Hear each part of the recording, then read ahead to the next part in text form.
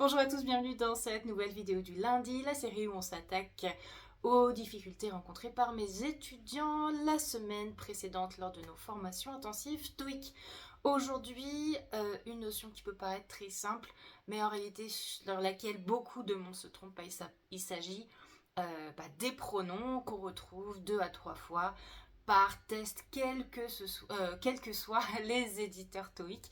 Donc on va attaquer ça ensemble. Pour celles et ceux qui ne me connaissent pas, je suis Laetitia Plessis, formatrice TOEIC depuis 14 ans et je crée ce contenu pour que vous puissiez avoir toutes les notions qu'il vous manque pour passer votre TOEIC en toute sérénité.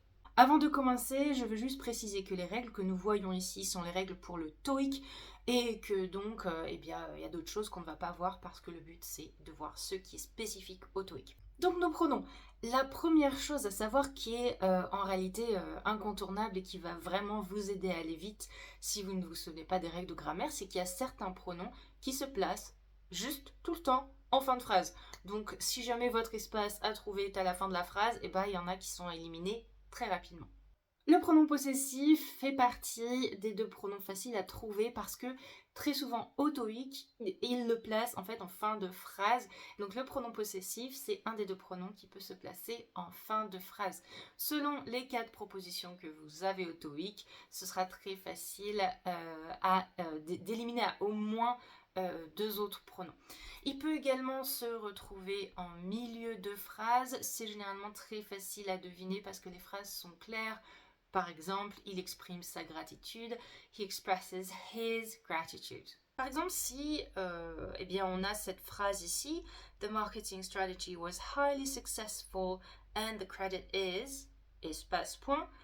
On a le choix, bon, TOEIC on a 4 choix, ici j'en ai fait que 2, mais par exemple, là à there ou alors theirs, on sait que on va cocher B parce qu'il n'y a rien d'autre derrière, il n'y a pas de nom. Donc ça va être du coup theirs. Maintenant, les pronoms réfléchis qui sont moi-même, toi-même, donc myself, himself, etc. En réalité, il y a 2 astuces à connaître qui permettent de savoir où placer. Bon, déjà, généralement, comme j'ai dit, l'astuce numéro 1, c'est qu'il se trouve en fin de phrase. Mais il y a une deuxième astuce, c'est que si vous avez la préposition by juste devant le pronom, a priori, ce sera un pronom réfléchi, by himself, by themselves, etc. Ici, par exemple, nous avons The CEO prepared the entire PowerPoint presentation by himself. On ne va pas dire by him ou by he. Maintenant, on va passer au duel entre les pronoms sujet et puis les pronoms objet, c'est-à-dire en fait entre I et me. Alors, les pronoms sujets, comme c'est le sujet, c'est eux qui vont faire l'action, et puis ils vont se retrouver avant le verbe conjugué du coup.